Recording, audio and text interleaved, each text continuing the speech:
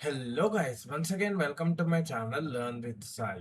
So మనము ఈ వీడియోలోను ఆహ్, మనకి మెషిన్ లెర్నింగ్ డెవలప్మెంట్ లైఫ్ సైకిల్స్‌లోను మనం కొన్ని స్టెప్స్ అయితే మాట్లాడుకున్నాము. ఈ వీడియో నుంచి వచ్చే వీడియోస్ వరకు మనం ఆ స్టెప్స్‌ని అయితే బ్రేక్ డౌన్ చేసుకుంటూ వెళ్తామన్నమాట. ఫస్ట్ స్టెప్ వచ్చేసి మెషిన్ లెర్నింగ్ డెవలప్మెంట్ లైఫ్ సైకిల్‌లోను ఫ్రేమింగ్ ద ప్రాబ్లమ్. సో మనకి ఒక కంపెనీలో వర్క్ చేస్తున్నాము అనంటే మనము ఒక్క పర్సనే వర్క్ చేయం కదా! లైక్ మనకి ఒక టీమ్ ఉంటుంది. లైక్ మనము మేక్ ష్యూర్ చేయాలి మనమందరం ఒకే డైరెక్షన్‌లో వర్క్ చేస్తున్నామా లేదా అని చెప్పేసి. ఒక్ ఫర్ సపోజ్ మనం ఫర్ సపోజ్ మన టీమ్‌లోను ఒక్కొక్కళ్ళు ఒక్కో డైరెక్షన్‌లో వర్క్ చేసుకుంటూ ఎళ్ళలేదు అననంటే అలా కుదరదు. ఎందుకు అననంటే ఇక్కడ టైమ్ ఈజ్ మనీ. ఇప్పుడు ఒక ఒక డైరెక్షన్‌లో వర్క్ జరుగుతుంది. ఆ డైరెక్షన్ రాంగ్ డైరెక్షన్ అని చెప్పేసి మళ్ళా రియలైజ్ అయ్యి మళ్ళా వేరే డైరెక్షన్‌లో వర్క్ చేయాలి అనంటే అది రాంగ్ థింగ్ అన్నమాట. సో, దీనికి సొల్యూషన్ ఏంటి అననంటేనే ఫస్టే మన ప్రాబ్లమ్‌ని అర్థం చేసుకోవాలి. ఓకే. సో, మనకి ఫస్ట్ మనము ఒక ప్రాబ్లమ్‌ని అర్థం చేసుకుందాం. సో, దానికోసం నేనేం చేస్తాను అననంటే మనం ఒక అజంప్షన్ చేసుకుందాము. నేను ఒక కంపెనీలో వర్క్ చేస్తున్నాను. ఆ వర్క్ చేస్తున్నప్పుడు నేను ఒక సీనియర్ అసోసియేట్‌ని లైక్ బోర్డ్ కంపెనీ యొక్క బోర్డ్ మెంబర్స్ అందరూ నా ముందే కూర్చున్నారు. ఒక క్వెషన్ అడిగారు. సో, నేను నెట్‌ఫ్లిక్స్ కంపెనీలో వర్క్ చేస్తున్నా అనుకుంటున్నాను నేను. ఓకే. Some OTT platform. పెద్ద ఓటీటీ ప్లాట్‌ఫార్మ్ నెట్‌ఫ్లిక్స్ అనుకున్నాం. సో, నెట్‌ఫ్లిక్స్‌లో నేను వర్క్ చేస్తున్నాను అని చెప్పేసి నేను అనుకున్నాను నేను. సో, నెట్‌ఫ్లిక్స్‌లో నేను వర్క్ చేస్తున్నాను ఆహ్, అన్నప్పుడు లైక్ బేసికల్లీ నాకు ఒక నా బోర్డ్ మెంబర్ ఏం చెప్పారు అనంటే, నాకు రెవెన్యూ చాలా తగ్గిపోయినట్టు అనిపిస్తుంది. ఇది పెంచుకోవటానికి నాకు ఏదైనా ఒక ఐడియా ఇవ్వి అని చెప్పేసి చెప్పారు. సో, దానికి నేను ఒక 3 సొల్యూషన్స్ అయితే చెప్పడం జరిగింది. సో, ఫస్ట్ సొల్యూషన్ ఏంటి అననంటే అడ్వర్టైజ్‌మెంట్ చేయండి. అడ్వర్టైజ్‌మెంట్ చేయండి. సో, అడ్వర్టైజ్‌మెంట్ చూసి చాలామంది మన ప్లాట్‌ఫార్మ్‌లోకి వస్తారు. సెకండ్ ఐడియా నేనేమిచ్చానంటే మొన్న ఆహ్, ఉన్న యూజర్స్‌కి సబ్స్క్రిప్షన్ రేట్ పెంచండి. సబ్స్క్రిప్షన్ రేట్ ఇంక్రీజ్ చేయండి. హ్మ్. థర్డ్ ఐడియా ఏంటి అనంటే కొంతమంది నెట్‌ఫ్లిక్స్‌ని వదిలేసి ఎళ్ళిపోతున్నారనమాట. లైక్ అంటేనే ఆహ్, లైక్ అందరూ కాదు. చాలా minute percentage of people are leaving my platform. So, ఈ వీళ్ వీళ్ళని ఆపితే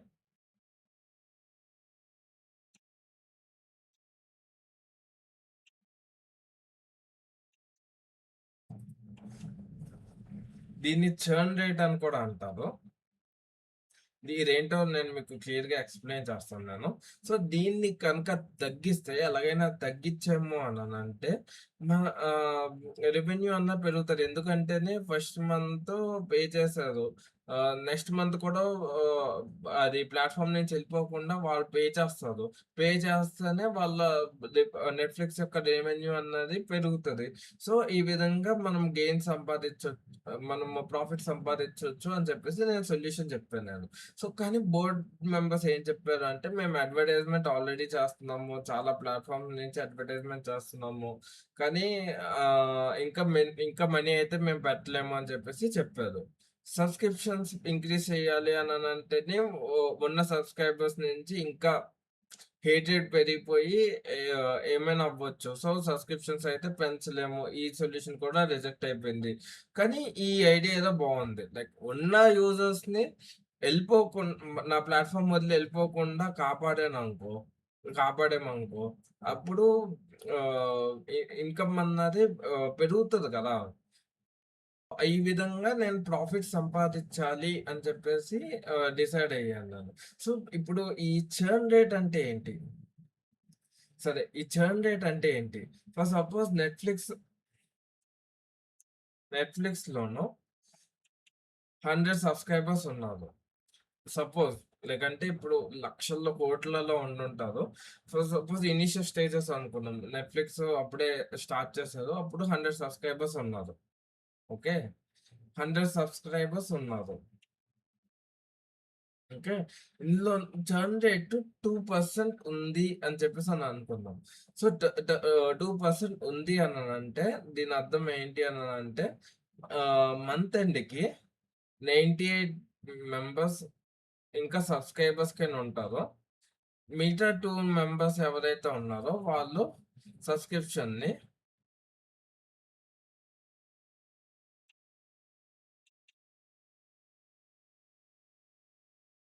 క్యాన్సిల్ చేసుకున్నారు. ఓకే. సో, ఇప్పుడు థర్డ్ మంత్ వచ్చేటప్పటికి ఇందులో ఈ 98 మెంబర్స్‌లోను మళ్ళా 98% మిగులుతారు. మిగతా 2% మంది ఎళ్ళిపోతారు. ఇలాగవ్వదు. ఇలా అన్న వెంటనే మీరు కన్‌ఫ్యూజ్ అవ్వకండి. లైక్ ఇప్పుడు 98% మిగిలి మళ్ళా అలా 98% ఒక 2 ఇయర్స్ తర్వాత ఇంకా సబ్‌స్క్రైబర్సే మిగలరా అని చెప్పేసి అలా అనుకోకండి. లైక్ ఉన్నవాళ్ళు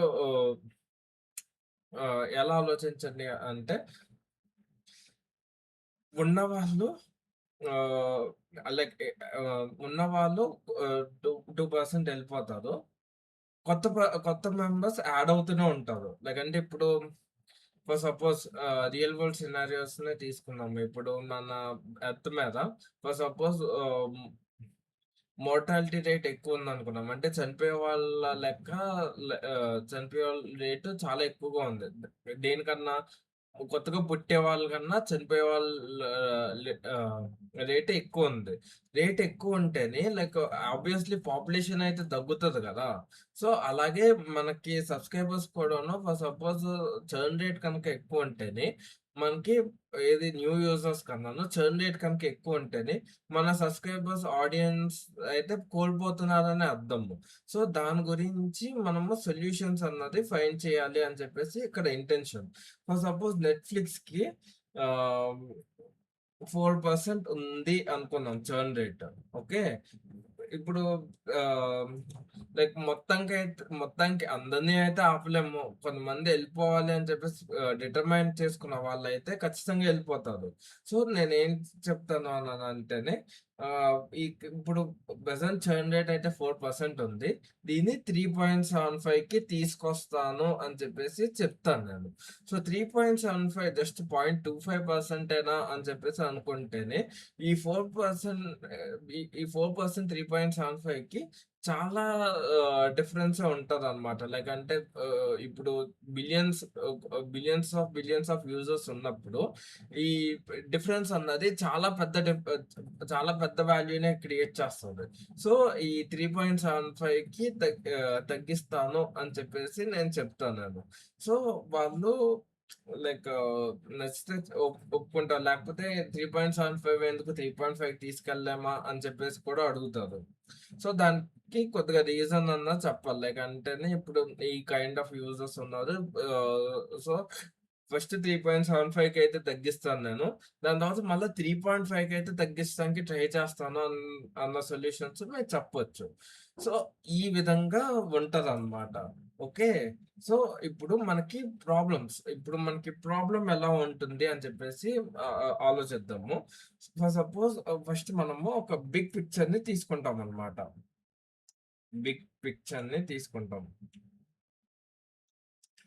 okay. Big picture big picture అంటే ఏంటి? మనకి లాస్ట్ ఎండ్ ప్రొడక్ట్ ఎలా ఉంటుంది అని చెప్పేసి ఒక ఎగ్జంప్షన్‌ని తీసుకుంటాము.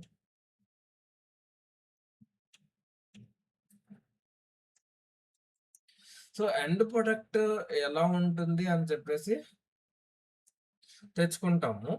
ఆహ్, ఎ ఫర్ సపోజ్ ఎండ్ ప్రొడక్ట్ ఏంటి? ఎండ్ ప్రొడక్ట్ ఏంటి అననంటే మనం చర్న్ రేట్ ప్రిడిక్ట్ చేయాలి. చర్న్ రేట్ ఆల్రెడీ ప్రిడిక్ట్ చేసాం కదా! 4% అని చెప్పేసి మనం ప్రిడిక్ట్ చేసాం. ఇది మన పని కాదు. అది ఆల్రెడీ ప్రిడిక్ట్ అయిపోయి ఉంది. కానీ మనం ఏం ప్రిడిక్ట్ చేయాలి అననంటే ఎవ్వ ఫర్ సపోజ్ వీళ్ళు మన ప్లాట్‌ఫార్మ్‌ని వదిలేసి ఎళ్ళిపోతున్నారు కదా! ఎళ్ళిపోయే వాళ్ళు ఎవరు? అని చెప్పేసి ప్రిడిక్ట్ చేయాలి. So, so basically it's a regression. Ah, so it's a supervised learning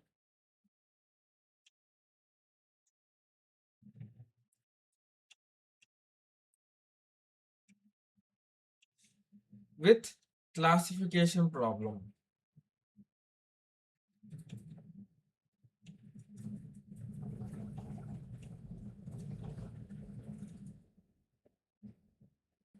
so, classification problem అయితే అయిపోయింది. సో, మనము లైక్ వీళ్ళకి డిస్కౌంట్స్ అన్నది ఆఫర్ చేస్తాం.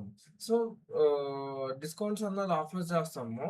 కానీ మనము ఇది కూడా కనుక్కోవాలి. ఏంటి అనంటే వీళ్ళు ప్లాట్‌ఫార్మ్‌ని ఎందుకు వదిలి ఎళ్ళిపోతున్నారు అని చెప్పేసి మనం కనుక్కోవాలి. సో, ఫస్ట్ ఎందుకు ఎళ్ళిపోవటం ఉండొచ్చు? ఫస్ట్ అయితే లైక్ సబ్స్క్రిప్షన్ ఎక్కువవుతుంది అని చెప్పేసి అనుకోవచ్చు. లేకపోతేనే మన సబ్‌స్క్రైబర్స్ ఎళ్ళిపోయే సబ్‌స్క్రైబర్స్ ఎవరైతే ఉన్నారో వాళ్ళు ఓల్డ్ ఏజ్ అయ్యి, వాళ్ళకి ఈ యూఐ ఇంటర్‌ఫేస్ అన్నది వాళ్ళకంత అడాప్ట్‌గా వాళ్ళకంత బాగా అనిపించకపోయి ఉండొచ్చు. సో, యూఐ ప్రాబ్లమ్ అయ్యుండొచ్చు. ఇంకోటి ఏంటి అననంటే ఆహ్, వాళ్ళు ఏదైతే కంటెంట్ చూస్తున్నారో, ఆ కంటెంటు వాళ్ళకి దొరకకపోయి ఉండొచ్చు. అంటే ఇప్పుడు ఎలా తీసుకోవచ్చు అననంటే ఆల్రెడీ సెర్చ్ చేసి ఉంటారు కదా! సెర్చ్ చేసినవి మా ఆల్ ఈ మన నెట్‌ఫ్లిక్స్‌లోను ఉందా? లేదా? అని చెప్పేసి చెక్ చేసుకుంటారు. చెక్ చేసుకున్న తర్వాత లేదు అని చెప్పేసి డిసప్పాయింట్‌మెంట్‌తో ఎళ్ళిపోతుండొచ్చు. So, content left the platform.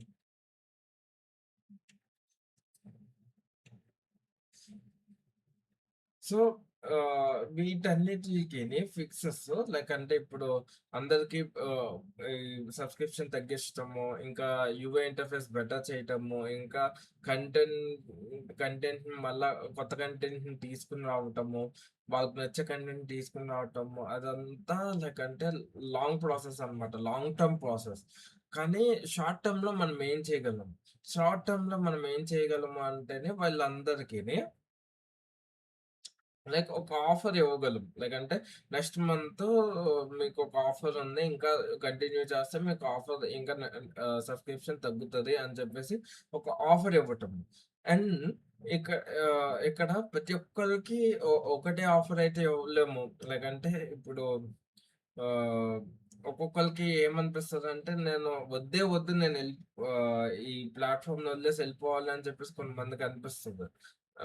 కొంతమందికి ఏంటి అననంటే ఆహ్, తక్కువ అనిపిస్తది. ఎళ్ళిపోదామా, ఉందామా అని చెప్పేసి కొద్దిగా తక్కువ అనిపిస్తది. వాళ్ళిద్దరికీ ఒకే ఆఫర్ అయితే ఇవ్వలేము కదా! సో, ఎక్కువ ఎళ్ళిపోవాలి అనుకున్న ఆహ్, వాడికి ఎక్కువ ఆఫర్ ఉంటది. ఎళ్ళిపోదామా, ఉందామా అటు ఇటు ఆలోచించే వాడికి కొద్దిగా తక్కువ ఆఫర్ రేట్ ఉంటది. సో, అలాగా చేయటానికి ఆహ్, మనకి క్లాసిఫికేషన్ తర్వాత ఈ ఎవరైతే ఆహ్, క్లాసిఫై అయ్యారు కదా! ఇప్పుడు ఆహ్, వీళ్ళు ఎళ్ళిపోతారు అని చెప్పేసి క్లాసిఫై అయ్యారు కదా! వాళ్ళలోను ఆహ్, లైక్ ఎంత హ్మ్, ఎంత శాతం ఎళ్ళిపోవచ్చు అన్నది ఫైండ్ చేయాలి. సో, అది రెగ్యులేషన్ ప్రాబ్లమ్ అవుతది.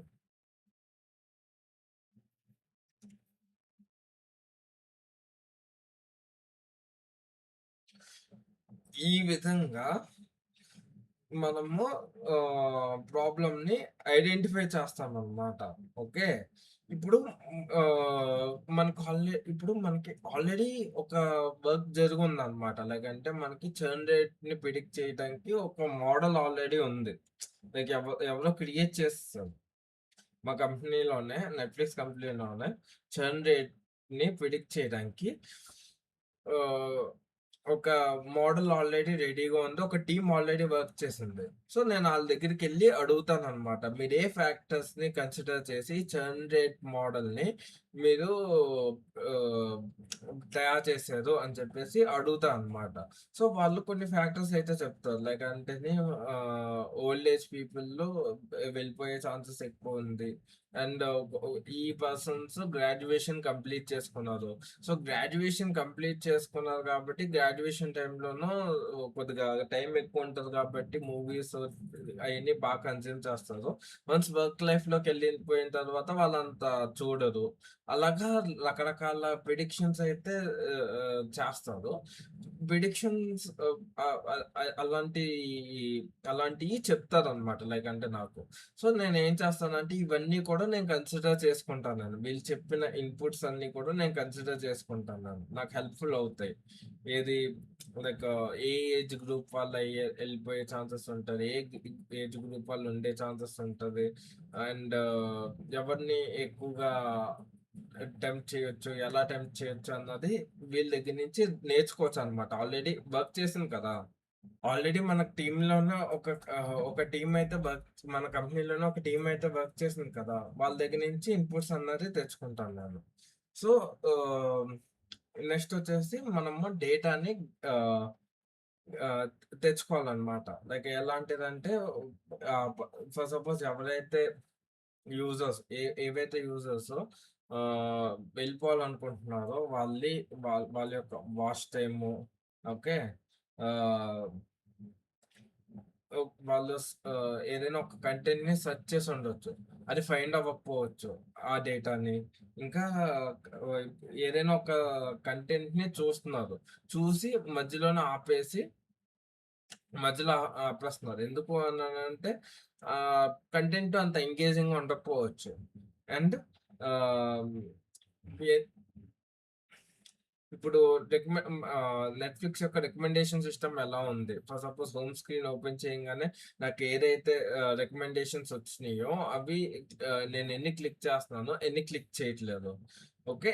ఆహ్, ఒకవేళ క్లిక్ చేయకపోతుంటే లైక్ నా రికమెండేషన్స్‌ని తక్కువ చూస్తుంటే ఆ రికమెండేషన్స్‌ని ఇంకా బెటర్ ఎలా చేయొచ్చు? రికమెండేషన్ సిస్టమ్‌ని నేను ఎలా ఇంకా బెటర్ చేయొచ్చు అన్నది ఐడెంటిఫై చేసుకుంటాను. సో, ఇదంతా ఎలా జరుగుతది అననంటే, ఫస్ట్ మనకి ఇక్కడ డేటా ఇంజినీర్ హెల్ప్ కావాల్సుంటదనమాట.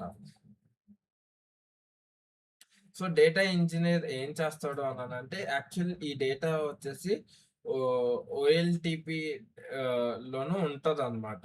ఓఎల్‌టీపీ నుంచి డేటాని ఎక్స్ట్రాక్ట్ చేసి, డేటా వేర్ హౌస్ క్రియేట్ చేసి,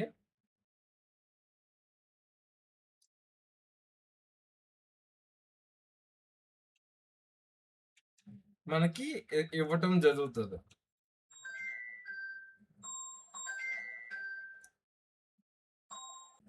సో, మనకి ఈ విధంగా డేటా వేర్‌హౌస్ అన్నది క్రియేట్ చేసి మనకివ్వటం జరుగుతది. అది యూజ్ చేసుకుంటాము. ఆ డేటా వేర్‌హౌస్ నుంచి మనం ఎక్స్ట్రాక్ట్ చేసుకొని మనము ఆహ్, మనము ఆహ్, ప్రిడిక్ట్ చేస్తామనమాట. ఎంత పర్సెంటేజ్ వాడికి ఎంత పర్సెంటేజ్ వరకు ఎళ్ళాలనుంది. లైక్ చాలా ఎక్కువ వెళ్ళిపోవాలని ఉందా ప్లాట్‌ఫార్మ్ వదిలి, లేకపోతే చాలా తక్కువుందా అని చెప్పేసి. దాన్ని బట్టి ఆఫర్ ఇవ్వటం అన్నది జరుగుతది. సో, ఇప్పుడు మెట్రిక్స్ టు మెజర్. సో, మనము ఆహ్, క్లాసిఫికేషన్ ప్రాబ్లమ్ అయితే మనం క్రియేట్ చేసాం. సో, ఇప్పుడు మనము మెట్రిక్స్ అన్నవి ఫైండ్ చేసుకోవాలనమాట. సో, యాక్చువల్లీ మనము మెట్రిక్స్ ఎందుకు అనంటే మన చే ఏదైతే మెషిన్ లెర్నింగ్ మోడల్ ఏదైతే క్రియేట్ చేసామో, అది యాక్చువల్లీ వర్క్ అవుతుందా లేదా అన్నది మనం ఫైండ్ చేసుకుంటాం ఎలా అంటే మెట్రిక్స్ తోటి. ఫర్ సపోజ్ నేను ఆహ్, ఏ అన్న పర్సన్‌ను, బి అన్న పర్సన్, సి అన్న పర్సన్, డి, ఈ, ఎఫ్ ఇందులోను వీళ్ళందరూ ఎళ్ళిపోతారు అని చెప్పేసి చెప్పాను నేను. ఓకే. జి, హెచ్, ఐ, జే ఈ పర్సన్స్ ఇంకా ఉంటారు అని చెప్పేసి చెప్పాను నేను. ఓకే. ఇందులోను ఏ, బి అన్న వాళ్ళు ఎవరైతే ఉన్నారో వాళ్ళెళ్ళలేదు. ఓకే. కే అన్నవాడు మటికి ఎళ్ళిపోయాడు. సో, ఇది ఒక మెట్రిక్ అనమాట. నేను ఇది కంపేర్ చేసుకోవడానికి కొన్ని మెట్రిక్స్ ఉంటాయి. యాక్యురసీ స్కోర్ అని చెప్పేసి, ఎఫ్1 స్కోర్ అని చెప్పేసి, నేను ఎంత యాక్యురేట్‌గా ప్రిడిక్ట్ చేశాను అన్నది డిఫైన్ చేస్తది. సో, ఈ ఈ ఈ స్కోర్ అన్నది చెప్తదనమాట. నా మోడల్‌లో నేను ఏదైతే ప్రిడిక్ట్ చేశానో ఎళ్ళిపోతారు, ఉంటారు అని ప్రిడిక్ట్ చేసిన మోడల్‌లో ఎంత యాక్యురేట్‌గా పనిచేస్తుంది అన్నది ఈ మెట్రిక్స్ అన్నవి చెప్తదనమాట. సో, అది దానికెళ్ళి నేను చెక్ చేసుకుంటాననమాట. కరెక్ట్‌గా వర్క్ అవుతుందా లేదా అని చెప్పేసి. నెక్స్ట్ వచ్చేసి ఇప్పుడు మన సినారియోస్ అన్నది లైక్ ఫ్రీక్వెంట్‌గా ఎవాల్వ్ అవుతూనే ఉంటాయి. సారీ. మన మన సినారియోస్ అన్నవి ఫ్రీక్వెంట్‌గా ఎవాల్వ్ అవుతూనే ఉంటాయి. ఫర్ సపోజ్ ఒకసారి నాకు కోవిడొచ్చింది. మనకి మనకి కోవిడొచ్చింది. కోవిడ్ సిట్యుయేషన్‌లో ఉన్నప్పుడు మనకి బయటకి ఎళ్తానికి, సినిమాకి ఎళ్తానికి లేదు. అప్పుడు ఆబ్వియస్‌గా ఆహ్ ఆబ్వియస్‌గా ఓటీటీ ప్లాట్‌ఫార్మ్‌ని ఎక్కువ ప్రిఫర్ చేస్తారు. సో, అప్పుడు ఓటీటీ ప్లాట్‌ఫార్మ్‌ని ఎక్కువ ప్రిఫర్ చేసినప్పుడు వన్స్ లాక్‌డౌన్‌ని తీసేసిన వెంటనే ఎల్ ఓటీటీ ప్లాట్‌ఫార్మ్‌ని వదిలేసి చాలామంది బయటకొచ్చేస్తారు. సో, ఆ సీజనాలిటీని అర్థం చేసుకోవటానికి మనకి కంటిన్యూయస్‌గా ట్రైనింగ్ అవుతూనే ఉండాలి. సో, అది ఆన్‌లైన్ లెర్నింగా, బ్యాచ్ లెర్నింగా ఏది యూజ్ చేయాలి అని చెప్పేసి మనము డిసైడ్ అవ్వాలన్నమాట.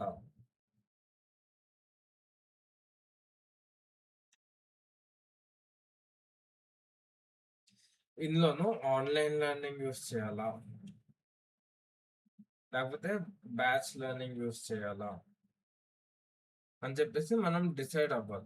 సో, ఈ ఆన్‌లైన్ లెర్నింగ్, బ్యాచ్ లెర్నింగ్ గురించయితే నేను ఆల్రెడీ ఎక్స్‌ప్లెయిన్ చేశాను.